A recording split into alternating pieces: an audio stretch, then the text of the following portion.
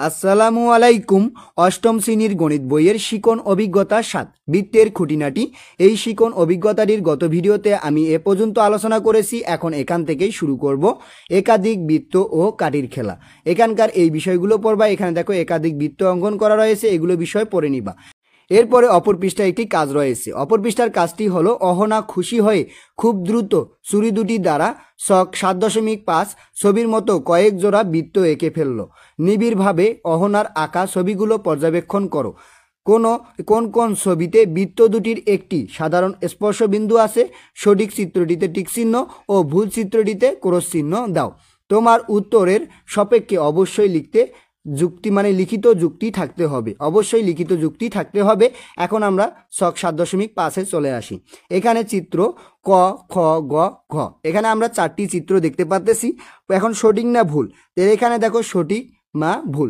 এখন এখানে ক নম্বর চিত্রটি হচ্ছে ভুল, কারণ এখানে সাধারণ কোনো স্পর্শ বিন্দু নেই, মানে দুটি বিন্দুর সাথে কখনো কি হয়নি, মিলিত হয়নি বা স্পর্শ করেনি, তাই এটা কি ভুল। তাহলে এখানে উত্তরের যুক্তি যা দিবা, তাহলে এখানে বৃত্তদ্বয় পরস্পরকে স্পর্শ করেনি। এখানে আরও অনেকগুলো দেওয়া যায়, কিন্তু জায়গা ছোট, তাই আমি এটুকুই দিয়েছি। এরপরে চিত্রটিতে আসি। এখানে দেখো দুইটি বিন্দু কি হচ্ছে, স্পর্শ করছে। তাহলে এদের কি আছে, স্পর্শ বিন্দু রয়েছে। এই বিন্দুটা কিন্তু স্পর্শ বিন্দু, তাহলে এটি কি, এটি হচ্ছে সঠিক। তারপরে এখানে যুক্তি হচ্ছে কি, এখানে দুটি বৃত্ত পরস্পরকে একটি সাধারণ বিন্দুতে বহি স্পর্শ করেছে। এরপরে এখানে দেখো এটা কিন্তু স্পর্শ করেনি, এটা কি হচ্ছে, ছেদকের মতো হয়ে গেছে। তাহলে এখানে দুইটি বিন্দু কি হচ্ছে, দুইটি বৃত্ত ছেদক হয়ে গেছে, তাহলে এটি একটি ভুল। তাহলে এখানে বৃত্তদ্বয় পরস্পরকে ছেদ করেছে কিন্তু স্পর্শ করেনি।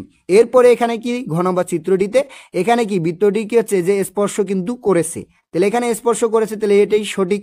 তাহলে এখানে বৃত্তদ্বয় পরস্পরকে একটি সাধারণ বিন্দুতে অন্তঃস্পর্শ করেছে।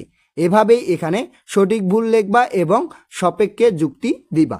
এবার এখানে বলছে, এবার পাশের দুটি চিত্র লক্ষ্য করো। তাহলে এখানে পাশের দুটি চিত্র লক্ষ্য করতে বলা হয়েছে, ভালোভাবে চিত্র দুটি লক্ষ্য করবা। এখানে বলা হয়েছে চিত্র ক, আমি এগুলো আর পড়তেছি না। এখানে তোমরা এই যে শূন্যস্থান দুটি রয়েছে, এই শূন্যস্থানে লিখবা। তাহলে বৃত্তদ্বয়ের ব্যাসার্ধের সমষ্টির সমান, তাহলে ব্যাসার্ধের সমষ্টির সমান। তারপরে এখানে লিখবা মধ্যবর্তী দূরত্ব বৃত্তদ্বয়ের ব্যাসার্ধের অন্তরের সমান, তাহলে ব্যাসার্ধের কি, অন্তরের সমান। এভাবে এই শূন্যস্থান দুটি পূরণ করবা। এরপর আসি অপর পৃষ্ঠায়। অপর পৃষ্ঠায় এখানে একটি একক কাজ রয়েছে। একক কাজটিতে বলা হয়েছে, তোমার কাছে ভিন্ন ব্যাসার্ধের কয়েকটি বৃত্তাকার রিং বা চুড়ি এবং বিভিন্ন দৈর্ঘ্যের অনেকগুলো কাঠি আছে। বৃত্তাকার রিং বা চুড়ি ব্যবহার করে 3টি মডেল এমনভাবে তৈরি করো যেন চুড়ি দুটি প্রথমটিতে পরস্পরকে বহিস্থভাবে, দ্বিতীয়টিকে অন্তস্থভাবে স্পর্শ করে এবং তৃতীয়টিতে স্পর্শ না করে প্রয়োজনে মাস্কিং টেপ দ্বারা চুড়ি দুটি বেঁধে রাখতে পারবে। এবার কি হচ্ছে, মডেলগুলোতে বিভিন্ন দৈর্ঘ্যের কাঠি ব্যবহার করে উভয় প্রকারের সাধারণ স্পর্শক গঠন করো। সাধারণ স্পর্শক সংবলিত মডেলটি তৈরি করে শিক্ষককে দেখাও এবং ব্যাখ্যা করো। এখন এই কাজটির সমাধান কিভাবে করবা তা এখন আমি দেখিয়ে দিব। চলো এই কাজটির সমাধান শিটে। এখন এই কাজটির সমাধান যেভাবে করবা, এখানে দেখো মডেল নং 1। তাহলে মডেল নং 1-এর এখানে দুইটি বিন্দু দুইটি বৃত্ত এমনভাবে অঙ্কন করবা যা কি হবে, পরস্পরকে স্পর্শ করবে। আর স্পর্শ বিন্দু দিয়ে কি করবা, একটা রেখা অঙ্কন করবা, মানে একটা কাঠি রেখে দিবা। তাহলে কাঠিটা হচ্ছে একটা পি, আর পি কিউ হচ্ছে একটা কাঠি, আর এখানে এম হচ্ছে তাদের স্পর্শক বিন্দু, আর ও কেন্দ্র বিশিষ্ট একটি বৃত্ত, তারপর সি মানে এখানে সি কেন্দ্র বিশিষ্ট একটি বৃত্ত, আর এখানে সি প্লাস এটি কেন্দ্র বিশিষ্ট একটি বৃত্ত অঙ্কন করবা। এখানে দেখো চিত্রে সি ও সি প্লাস কেন্দ্র বিশিষ্ট বৃত্তদ্বয় পরস্পরকে এম বিন্দুতে বহি স্পর্শ করেছে। এম বিন্দু দিয়ে অঙ্কিত পি এম কিউ বৃত্তদ্বয়ের সাধারণ স্পর্শক। এরপরে মডেল 2। মডেল 2-এর এখানে কি করবা, একটি বৃত্ত অঙ্কন করবা ও কেন্দ্র বিশিষ্ট একটি বৃত্ত অঙ্কন করবা। এরপরে এ ড্যাশ কেন্দ্র বিশিষ্ট একটি বৃত্ত অঙ্কন করবা। তাহলে এখানে বৃত্ত অঙ্কন করলে কি হবে, এই যে এম বিন্দুতে দুটা বিন্দুরে কি বৃত্তরে কি হবে, স্পর্শ হবে, তাহলে স্পর্শ বিন্দু হবে। আর এখানে কাঠিটা হচ্ছে কি, পি কিউ একটা হচ্ছে কাঠি। এরপরে এখানে যা লিখবা, চিত্র এ ও এ প্লাস কেন্দ্র বিশিষ্ট বৃত্তদ্বয় পরস্পরকে এম বিন্দুতে বহি স্পর্শ করেছে। এবার কি হচ্ছে, যে এ কেন্দ্র বিশিষ্ট বৃত্তটি এ কেন্দ্র বিশিষ্ট, এখানে যে এ প্লাস কেন্দ্র বিশিষ্ট বৃত্তটি এ কেন্দ্র বিশিষ্ট বৃত্তের ভিতরে অবস্থিত।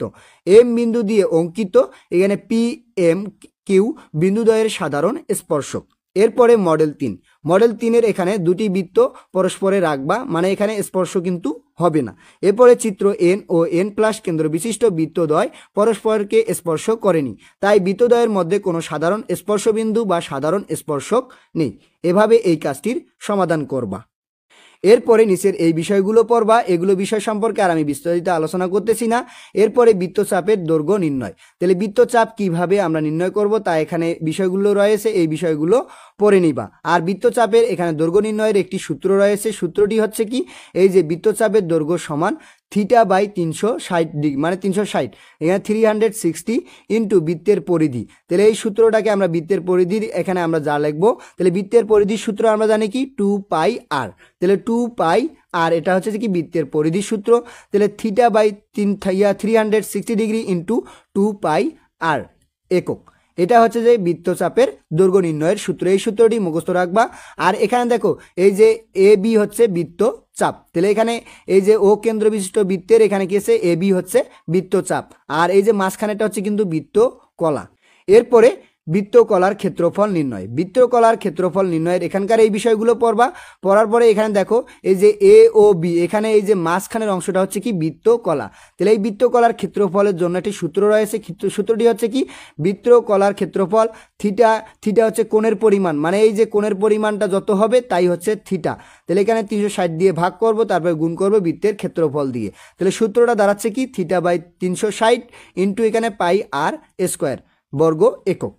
এরপরে এখানে একটি সমস্যা রয়েছে আর এর সমাধানও কিন্তু দেওয়া আছে। তাহলে সমস্যাটি হচ্ছে একটি বৃত্তচাপ কেন্দ্রে 30 ডিগ্রি কোণ উৎপন্ন করে, বৃত্তের ব্যাসার্ধ 12 সেন্টিমিটার, চাপের দৈর্ঘ্য নির্ণয় করো। তারপরে এখানে এখন কিভাবে চাপের দৈর্ঘ্য নির্ণয় করব সূত্রটা আমরা জানি। আর কি কি মান দেওয়া আছে, দেওয়া আছে বৃত্তের ব্যাসার্ধ আর ইকুয়াল 12 সেন্টিমিটার। তাহলে বৃত্তের ব্যাসার্ধ দেওয়া আছে, আর এবং বৃত্তচাপ দ্বারা কেন্দ্রে কোণ আছে কি থিটা ইকুয়াল 30 ডিগ্রি, কোণও কিন্তু দেওয়া আছে। তাহলে থিটার মানও দেওয়া আছে।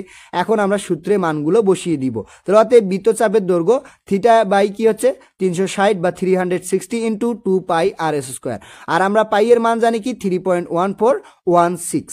এখন আমরা মানগুলো বসিয়ে ক্যালকুলেশন করলে আসে 6.28 সেন্টিমিটার প্রায়। কারণ এখানে এই যে পাইয়ের মানটা কি হচ্ছে, পাইয়ের মানটা কিন্তু প্রায় মান, তাই এটাকে প্রায় লিখতে হবে। এরপরে অপর পৃষ্ঠায় আরও একটি সমস্যা রয়েছে, সমস্যাটিতে একটু ক্যালকুলেশনে ভুল রয়েছে, তা আমি সঠিক করে এখানে দিয়েছি। তাহলে একটি বৃত্তচাপ কেন্দ্রে 60 ডিগ্রি কোণ উৎপন্ন করে, বৃত্তের ব্যাসার্ধ 8 সেন্টিমিটার হলে বৃত্তকলার ক্ষেত্রফল নির্ণয় করো। তাহলে যেই মানগুলো দেওয়া আছে মানগুলো বসিয়ে দিব। তাহলে ব্যাসার্ধ হচ্ছে 8 সেন্টিমিটার, আর ইকুয়াল 8 সেন্টিমিটার, আর কেন্দ্র কোণ দেওয়া আছে থিটা ইকুয়াল 60 ডিগ্রি। তারপরে এখানে দেখো সূত্রটা বসাবো, বৃত্তকলার ক্ষেত্রফল থিটা বাই 360 ইন্টু এখানে হচ্ছে যে পাই আর স্কোয়ার বর্গ একক। এখন মানগুলো বসিয়ে দেবো। এখানে কিন্তু থিটার মান 30 ডিগ্রি দেওয়া ছিল, আর এখানে 60 ডিগ্রি। আমি কিন্তু এটা আবার সংশোধন করে 60 দিয়ে দিয়েছি, আর এটা ইন্টু করলে হয় 33.51 বর্গ সেন্টিমিটার প্রায়। এভাবে এই সমস্যা দুটির সমাধান করবা। তাহলে আজকে এই পর্যন্তই। এর পরবর্তী ভিডিওতে এর নিচে যে একক কাজ রয়েছে একক কাজটির সমাধান প্রদান করব।